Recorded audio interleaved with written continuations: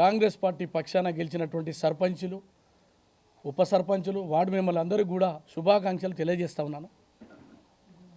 తెలంగాణ రాష్ట్ర ముఖ్యమంత్రి వర్యులు ఈ రాష్ట్రంలో చేపడుతున్నటువంటి 6 గ్యారంటీల పేరుతోని ఇవాళ ఇస్తున్న సన్నబియ్యం, రేషన్ కార్డులు, ఇందిరమ్మ ఇండ్లు, ఇందిరమ్మ చీరలు, ఆర్టీసీలో ఉచితంగా ప్రయాణం, మరి సన్నవడ్లకు 500 రూపాయలు, ఏకకాలంలో రుణమాఫీ, ఇవన్నీ కూడా ప్రస్ఫుటంగా ఈ జిల్లాలో పెళ్ళుబిక్కినటువంటి ప్రజల యొక్క మద్దతు అది కాంగ్రెస్ వైపు నిలబడ్డది. అది ముఖ్యమంత్రి గారి యొక్క పరిపాలన దక్షతకు నిదర్శనమని ఈ సందర్భంగా మనవి చేస్తాం. ఈ జిల్లాలో ఉన్నటువంటి పెద్దలు గౌరవనీయులు వెంకరెడ్డి గారు మంత్రిగా వారు ఈ జిల్లాని మానిటరింగ్ చేస్తూ ఉన్నటువంటి 6 ఎమ్మెల్యేలని ఇవాళ నడిపిస్తున్నటువంటి ఈ తరుణం లోపల గెలిచినటువంటి ఈ సందర్భంలో వారిని అందరినీ కూడా మరొకసారి జిల్లా పార్టీ పక్షాన అభినందిస్తూ జరిగినటువంటి 318 ఎన్నికలు మొదటి దఫాలో సర్పంచ్లకు ఎన్నికలు జరిగితే వాటిలో 22 ఏకగ్రీవమైనవి. అన్నిటికీ అవి 22 కాంగ్రెస్ పార్టీవి, నోట్ చేసుకోవాలి. 222 ఏదైతే మేము గెలిచినామో మొత్తం కలిపితే 224 గెలవడం జరిగింది. మేము శాతంతో పోలిస్తే 70.41% గెలిచినాము ఈ జిల్లాలో. ఇది అక్యురేట్గా అబద్ధాలు చెప్పి మసిబూసి మారడికాయ చేసి పక్కోని గుంజుకోవాల్సినటువంటి అవసరం ఆ గత్యంతరం కాంగ్రెస్ పార్టీకి పట్టలేదు ఈ జిల్లాలో. ఎందుకంటే ఈ జిల్లాలో కాంగ్రెస్ పార్టీ గుండు సున్నా, అసెంబ్లీ ఎన్నికల్లో, పార్లమెంట్ ఎన్నికల్లో గుండు సున్నా.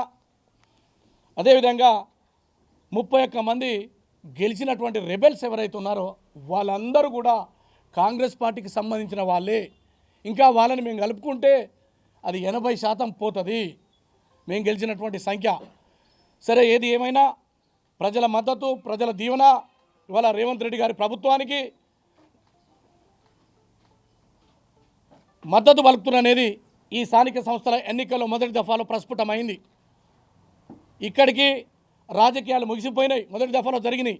ఇక రాజకీయాలకు తావు లేదు. గ్రామ స్వరాజ్యం వెల్లువిరివాలి, ప్రజలకు ప్రభుత్వ పథకాలు అందాలి, గ్రామాలు అభివృద్ధి చెందితేనే మరి రాష్ట్రం అభివృద్ధి చెందుతుంది. కాబట్టే గెలిచినటువంటి సర్పంచులు మీరు ప్రజలకు అందుబాటులో ఉండి ఇప్పుడు ఏదైతే ప్రజల దీవెన పొందిందో మరి 5 సంవత్సరాలు మీరు సేవ చేసి ప్రజలని మనలో పొందమని కూడా విజ్ఞప్తి చేస్తూ, రాజకీయాల్లో గెలుపోవటంలో సహజం. కాంగ్రెస్ పార్టీ పక్షాన ఇంకా 30% మంది అభ్యర్థులు ఓడిపోయి ఉండవచ్చు. మీరు నిరాశ నిస్పృహలకు పోవద్దని. ఎందుకంటే 42% రిజర్వేషన్ అనేది చట్టపరంగా మేము అన్ని ప్రయత్నాలు చేశాం. కానీ కేంద్రంలో ఉన్నటువంటి భారతీయ జనతా పార్టీ మోకాలడ్డి దానికి ఒత్తాసు పలికినటువంటి బీఆర్ఎస్ పార్టీ బలైన వర్గాలకు నష్టం చేసింది. అందుకే ఇవాళ పార్టీ పక్షాన 52% పైగా గెలిచినటువంటి అభ్యర్థులు బీసీలు ఉన్నారంటే అది కాంగ్రెస్ పార్టీకి రాహుల్ గాంధీ గారు ఇచ్చినటువంటి ఏదైతే కమిట్మెంట్ ఉందో అది ఇవాళ ఈ జిల్లాలో పరిపూర్ణమైంది. మేము 42% అని చెప్పాము చట్టపరంగా, కానీ 52% అని మాకు తేలింది. ఇందులో అన్ని కులాల వారు, అన్ని వర్గాల వారు మరి ప్రజల దీవెనతోటి ఎన్నికైనారు. దీనికి కారణం కాంగ్రెస్ పార్టీ ఇచ్చినటువంటి ఏదైతే వాగ్దానం ఏదైతుందో ఆ వాగ్దానాన్ని మేము పూర్తి స్థాయిలో అమలు చేయడమని కూడా. కాబట్టే బలహీన వర్గాలకు పెద్ద దిక్కు కాంగ్రెస్ పార్టీ. బలహీన వర్గాలని రాజకీయంగా, ఆర్థికంగా, సామాజికంగా ముందుకు తీసుకుపోయే ఏకైక పార్టీ ఈ దేశంలో అది కాంగ్రెస్ పార్టీ. అందుకోసమే ఇప్పుడు జరిగినటువంటి ఎన్నికలు ఇది రెఫరెండం అని కూడా ఈ సందర్భంగా మనవి చేస్తా ఉన్నా. మా ప్రభుత్వం పనితీరుకు, మా ప్రభుత్వం ప్రజల మద్దతుకు, ప్రజల్ని ఏ రకంగా మేము ఆదుకుంటున్నామో, ప్రజల్ని కంటి కనురెప్పలా కాపాడుతున్నామో అనేదే ఈ ఫలితాలు నిదర్శనం. అందుకే ఈ రాష్ట్రంలో రేవంత్ రెడ్డి గారి నాయకత్వంలో తిరుగులేదు, ఎదురులేదని కూడా మరొకసారి మనవి చేస్తా ఉన్నా. ఓటమి చెందినటువంటి వారి ఎవరైతే కాంగ్రెస్ పార్టీ శ్రేణులు ఉన్నారో, చాలామంది పోటీ పడినటువంటి అభ్యర్థులు ఉన్నారో నిరాశకు లోను కావద్దు.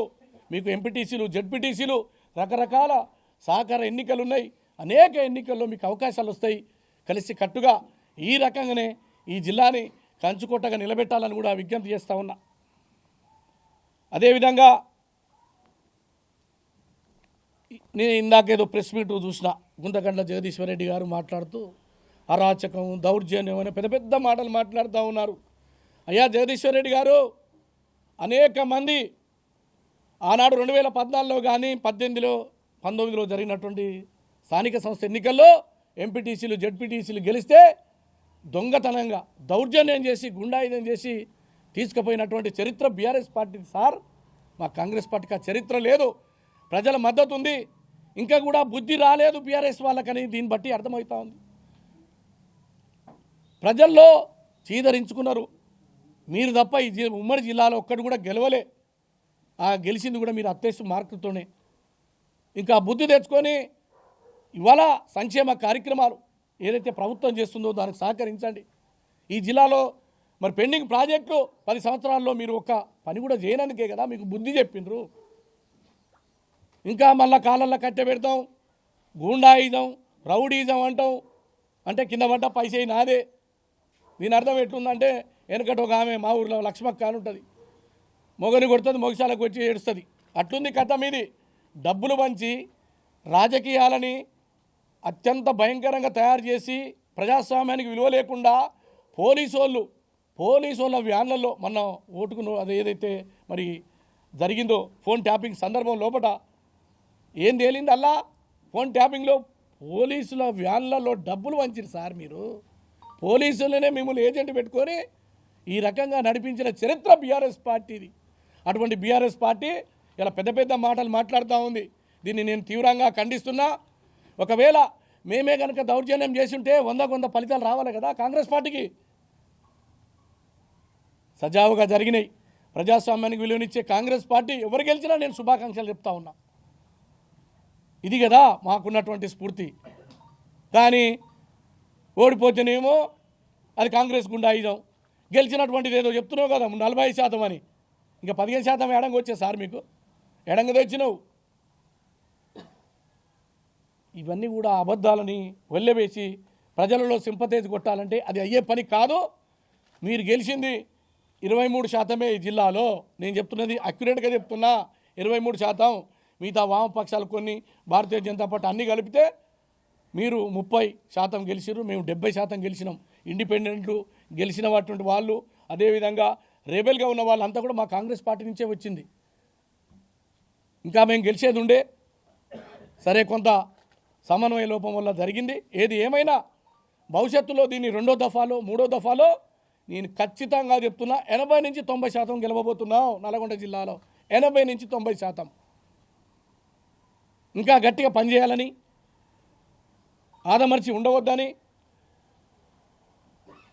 నేను కాంగ్రెస్ పార్టీ శ్రేణులకు విజ్ఞప్తి చేస్తున్నా. ఈ జిల్లాలో ఉన్నటువంటి ఎమ్మెల్యేలు కానీ, అదేవిధంగా సీనియర్ నాయకులు కానీ, మంత్రివర్గులకు సంబంధించినటువంటి వెంకరెడ్డి గారు కానీ, అదేవిధంగా ఎంపీల యొక్క సలహాలు తీసుకొని ఎన్నికల్లో ఈ 2వ దఫా 3వ దఫా ఎన్నికల్లో విజయవంతం సాధించాలని కూడా ఈ సందర్భంగా మీకు మనవి చేస్తూ, ఇవాళ గుంతగండ్ల జగదీశ్వరరెడ్డి గారు అడ్డగోలిగా ఈ ప్రభుత్వం మీద, ప్రజాస్వామ్యం మీద మాట్లాడుతున్నటువంటి తీరుని ఇది సమాజం కానీ ప్రజలు కానీ హర్షించరు. ఎందుకంటే రాజకీయాలని మలినం చేసినటువంటి బీఆర్ఎస్ పార్టీ తరఫున మీరు మాట్లాడితే ప్రజలు ఒప్పుకోరు. జగదీశ్వరరెడ్డి గారు, నేను ఈ సందర్భంగా ఒక సవాల్ ఇస్తున్నా. ఏ ఊర్లోనైనా, ఏ గ్రామానికైనా, ఏ పల్లెకైనా వస్తా ఆ సవాల్ని స్వీకరించమని గుంతగండ్ల జగదీశ్వరరెడ్డి గారికి ఒక సవాల్ ఇస్తున్నా. మేము చేసినటువంటి అభివృద్ధి మీద, ఇవాళ అమలవుతున్నటువంటి ఏదైతే ప్రజలకు అందుతున్నటువంటి పథకాలు బాగున్నాయా, మీరు 10 సంవత్సరాల్లో సాగించిన దుర్మార్గం అరాచకం బాగుందా, ఆ చర్చకు నేను సిద్ధం. అవసరమైతే క్లాక్ టవర్ సెంటర్ దగ్గర మీతో నేను చర్చకు నేను సిద్ధమని ఈ సందర్భంగా మనవి చేస్తున్నా. ఈ జిల్లాలో జరిగినటువంటి ప్రతి, అది యూనివర్సిటీ కావచ్చు, నల్గొండ జిల్లాలో జరిగినటువంటి అభివృద్ధి కావచ్చు, పెండింగ్ ప్రాజెక్టులు కావచ్చు, అది బ్రాహ్మణ విలయాలు కావచ్చు, అన్ని ప్రాజెక్టులు సంపూర్ణంగా కాంగ్రెస్ పార్టీ చేసింది. మీరు చెయ్యలేదు. మీరు ఏమైనా అధికారాన్ని అడ్డం పెట్టుకొని ఎమ్మెల్యేలు 100 కోట్లు సంపాదించి అడ్డగోలిగా మాట్లాడుతున్నారు. బరి తెగించి మాటలు, అత్యంత హేయమైనటువంటి భాషతోటి ముఖ్యమంత్రి గారిని విమర్శిస్తే ప్రజలు మిమ్మల్ని క్షమించరని కూడా ఈ సందర్భంగా మనవి చేస్తున్నా. ఈ రాష్ట్రంలో జరుగుతున్నటువంటి అభివృద్ధి పట్ల మీకు చిత్తశుద్ధి ఉంటే, తెలంగాణ గురించి మేము కొట్లాడమని చెప్పి ఉంటే మీరు అభివృద్ధికి సహకరించండి. ప్రజల మన్నను పొందండి.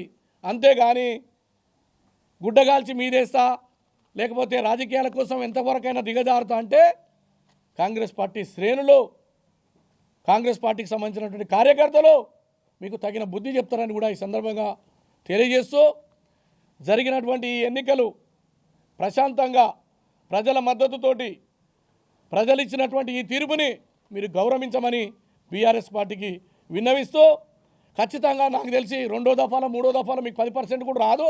మళ్ళీ అప్పుడు ఇదే పెడతారు, ఇదే ప్రెస్ మీట్ పెట్టి డబ్బులు పంచిర్రు, మాంసం పంచిర్రు, లేకపోతే నన్ను గిచ్చిండు, తొడపాసం పెట్టిండ్రు. ఇవి కాదు సార్ చెప్పేది. మీ ప్రజల మద్దతు పొందండి. మీరు వస్తే ఏం చేస్తారు? గాడికి గడ్డేసి ఆవు పాలు వింటే రావు. మీకు ఓటేస్తే దండుగా రేషన్ కార్డు వస్తుందా? భూములకు సంబంధించినటువంటి ఇష్యూ ఉంటే మీరు ఏమైనా చేయగలుగుతారా? ఇందిరమ్మ ఇండ్లు ఇస్తారా? ఇందిరమ్మ చీరలు ఇస్తారా? మీరు కట్టే ఇచ్చినటువంటి చీరలే పందులకు తర్వాత బర్ల కొట్టాలకు కట్టేసిరు ఆ రోజు చీరలు. ఇవి ఇలాంటి వచ్చేట ఇంత పొడుగు ఏదో అభివృద్ధి చేస్తారట. దీన్నన్నిటి కూడా ప్రజలు అబ్జర్వ్ చేస్తూ ఉన్నారు. ప్రతి ఇంటికి సంక్షేమ కార్యక్రమం జరిగింది. రాబోయే 3 సంవత్సరాలలో ఇంకా మరింత అభివృద్ధి జరిగేది ఉన్నది. కాబట్టి రెండో దఫాలో మూడో దఫాలో ఉన్నటువంటి ప్రజలకు నేను అటు మిర్యాలగూడెం కానీ దేవరకొండలో ఉన్నటువంటి ప్రజలకు విజ్ఞప్తి చేస్తున్నా, దయచేసి జరుగుతున్న సంక్షేమానికి ఓటేయండి, అభివృద్ధికి ఓటేయండి, ప్రభుత్వ పథకాలను చూసి ఓటేయండి. ప్రశ్నించే గొంతు అంటారు. ఎవరిని ప్రశ్నిస్తావు? మేమేం చేయకుంటే కదా. నువ్వు చేయకుండా దళితుని సీఎం చేస్తా, ఏకకాలంలో రుణమాఫీ చేస్తా, డబుల్ బెడ్రూమ్ ఇస్తా అని చెప్పిన నిన్ను ప్రశ్నించాలి. ముందు మిమ్మల్ని ప్రశ్నించాలి. బీఆర్ఎస్ వాళ్ళని ప్రశ్నించే గొంతులు ఇక్కడ అవసరం లేదు. ప్రజల కోసం పనిచేస్తున్నాము, ప్రజల దీవెన ఉన్నది. కాబట్టి ఇవన్నీ కూడా ప్రజలు గమనించమని కోరుతూ, మాకు ఓటు వేసినటువంటి వాళ్ళందరూ కూడా ధన్యవాదాలు. అదేవిధంగా గెలిచిన వారికి శుభాకాంక్షలు తెలియజేస్తూ, ఓడిపోయినటువంటి కాంగ్రెస్ మిత్రులు ఎవరైనా ఉంటే వాళ్ళు బాధపడకుండా మరింత సమన్వయంతో కాంగ్రెస్ పార్టీలో మీకు అవకాశాలు వస్తాయి, నిరాశ చెందొద్దని కూడా ఎంపీటీసీలో జెడ్పీటీసీలలో వారందరూ కూడా అవకాశాలు వస్తాయని కలిసికట్టుగా పనిచేద్దామని కూడా విజ్ఞప్తి చేస్తూ ముగిస్తున్నా. ధన్యవాదాలు. అసలైన తొలి వెలుగు. ఫాలో వాట్సాప్ @తొలి వెలుగు official.